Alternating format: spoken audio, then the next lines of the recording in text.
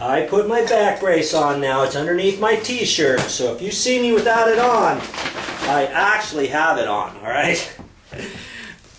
Now, is this deja vu? You know, you probably just saw some of this from before when I took the old one off. Now, this is a new one, but I'm taking this off for a reason, so bear with me.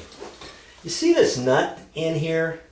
This is just how this particular toilet installed like this. Usually you don't have a triangular piece here, and I'm going to show you a different way you can hook that up.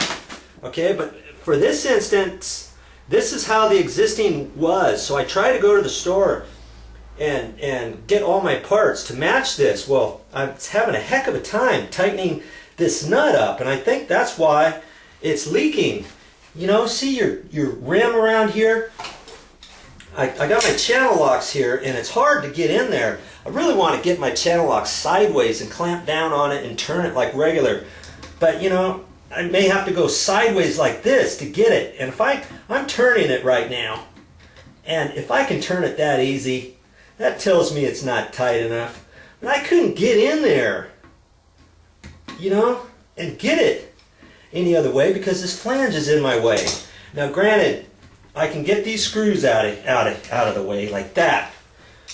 But you see, I could kind of put it in like that and smash the rubber gasket out of the way a little bit and kind of grab it. But even then, I'm halfway on, halfway off, and it was really hard to get that tight. I think that's one of the big problems here.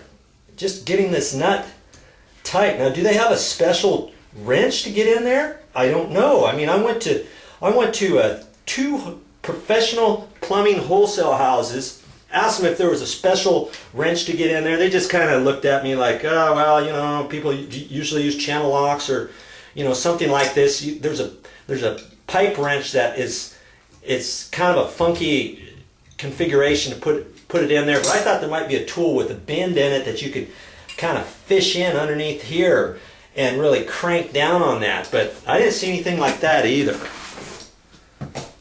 What to do? What to do? You're going to get a good education on toilet tank connections. And if this has ever given you fits or questions about all the different parts and which one goes where and what should you get at the store and how do you do it and all that, I'm going to hopefully take all that guesswork out of there for you. Okay, so got to take this nut off. And this was a new nut that I put on. But this, the threaded section was existing. And that could be a problem too. But I'll get to that. I'll get to that. First things first, get this nut off of here. Okay, it's just a little nylon or heavy-duty plastic nut, and that should be plenty to tighten on. But see how small this ridge is, to where you see if I'm putting it sideways and trying to tighten it, I'm actually smashing it in a little bit, and it could jump the threads. You know, ideally I should have the wrench on there sideways like that and crank down on it. But you see how it's just difficult to do that with this type. Alright? Rest assured, I'm going to show you a different type that you can use. Newsflash, if your toilet tank has one rubber gasket on there with the assembly just like this, you don't have to use one exactly like that. Did you know that? I mean, you run around the store, to all kinds of stores, and you find out nobody's got it, you got a special order and all this, and your toilet, you can't use your toilet for a week because you can't find the parts. And then once you find the parts, you can't get this thing tight for it not to leak. It's like, what's the deal? I want to help you with that.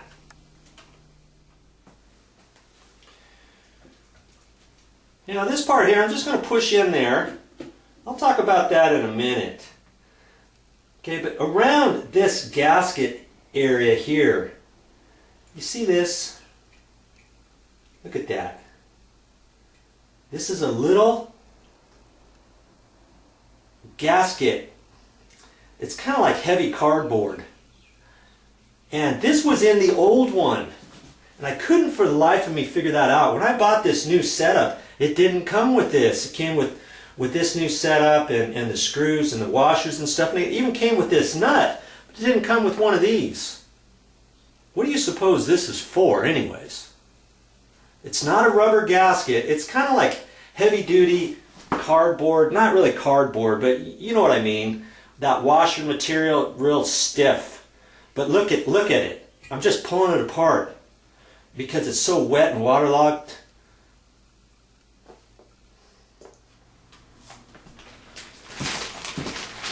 Let's talk about what came in the package of these parts.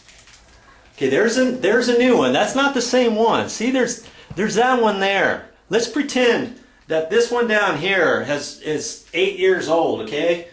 Now granted, this one's new, but I'm going through this for a reason.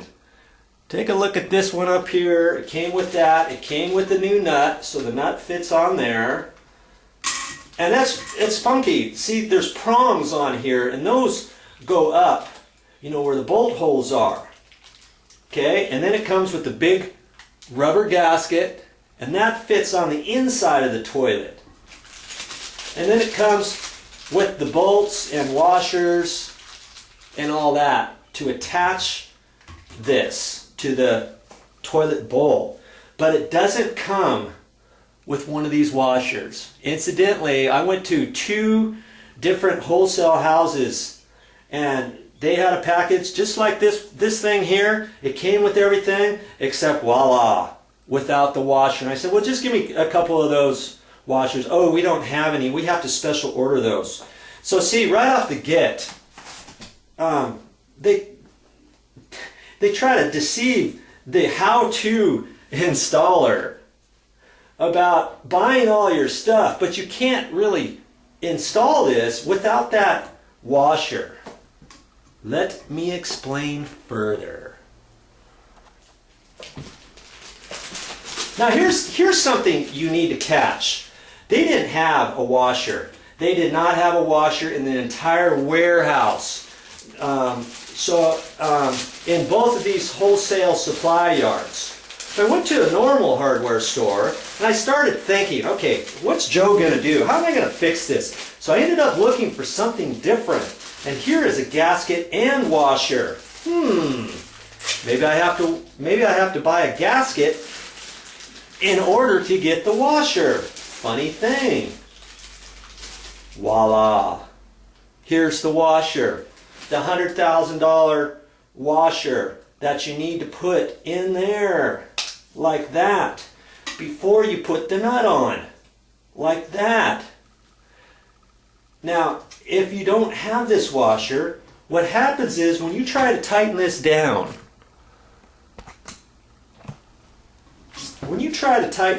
without the washer, you can only get it so tight because now it's rubbing on this rubber gasket. When it gets tight, it wants to turn this gasket. See how it's puckering right there? See how I'm trying to hold on to that and turn it. See that? I'm turning it and it's turning all the rubber, and it's not going to let me tighten this any tighter to pull this pipe through the hole. You follow me? You see that pipe is connected to this here. And so that is what's in the toilet tank. And it's got a new gasket on here. I put that on there, but the old gasket was leaking. And so in order to get this tight, I put the new gasket on like that. Okay. The small side, tapered side facing down so it fits into the slot. You put that in here. Fish it in. And see, now you put the nut on there. But can you see? I've got to tighten that nut so tight. Because if I don't get it tight enough, this washer here seats into the tank on the inside. Does that make sense? If I don't have this tight enough, water is going to come around here and it's going to leak out of the tank. And then the tank water fill valve is going to say, oh, somebody flushed the toilet, better put some more water on. Every 5 minutes, if you hear your toilet going on, this could be the culprit. If it's not your whatchamacallit, you know, your flapper. okay? It always could be your flapper first. I'd always check that first. But it could be this. And in this case, it is this. And once it's out of here, I can't tighten that nut up enough. But can you see if I had this here? And I put that in there first. Like that. Then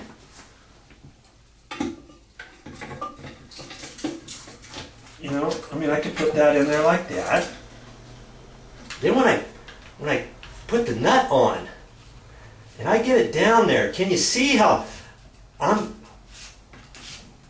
as this tightens up, instead of grabbing the rubber gasket and moving it out of position, see, this plastic nut is sliding on that washer. That's the only reason why that washer's in there.